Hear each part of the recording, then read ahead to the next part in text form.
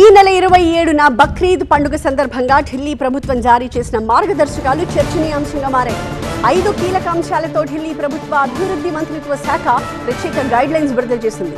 వీటిలో జంతువుల బలిపై కఠిన నిషేధాలు, కేటాయించిన ప్రాంతాల్లోనే బలి ఇవ్వడం, పారిశుధ్యం, వ్యర్థాల నిర్వహణ, జంతు రవాణాలో భద్రతా నియమాలు, నిషేధ ఆంక్షలపై ప్రజల్లో అవగాహన కల్పించడం లాంటి అంశాలతో మార్గదర్శకాల్ని జారీ చేసింది ఢిల్లీ సర్కార్.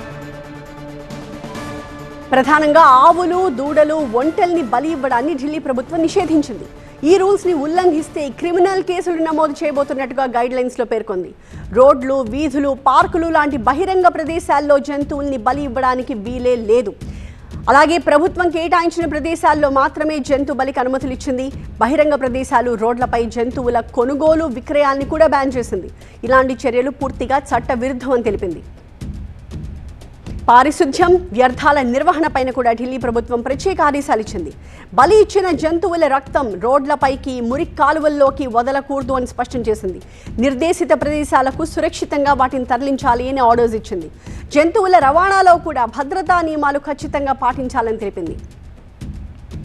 ఇక స్పెషల్ గైడ్ లైన్స్ కి సంబంధించి బక్రీద్ పండుగ లోపు జంతు సంక్షేమ చట్టాలు, పౌరుల బాధ్యతలపై విస్తృతంగా అవగాహన కల్పించాలని ఢిల్లీ సర్కార్ నిర్ణయించింది. ప్రచారం కోసం సోషల్ మీడియాతో పాటుగా ఇతర వేదికల్ని వినియోగించుకోవాలని డిసైడ్ అయింది. ఈ క్రమంలోనే చట్ట విరుద్ధంగా జంతువుల్ని తరలించినా, అక్రమ వధశాలలు నడిపినా తక్షణమే క్రిమినల్ కేసులు నమోదు చేయాలనే ఆదేశాలు కూడా జారీ అయ్యాయి. నిషేధిత జంతువుల్ని బలిచ్చినా, బలి ఇవ్వడానికి ప్రయత్నించినా కేసులు నమోదవుతాయంటూ ఆదేశాలు ఇచ్చింది.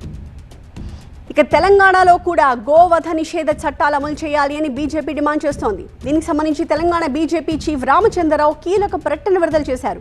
బక్రీద్ పండుగను పురస్కరించుకుని హైదరాబాద్లో చట్ట విరుద్ధంగా గోవులను తరలించడం, గోవధకి పాల్పడడం విచారకరమన్నారు.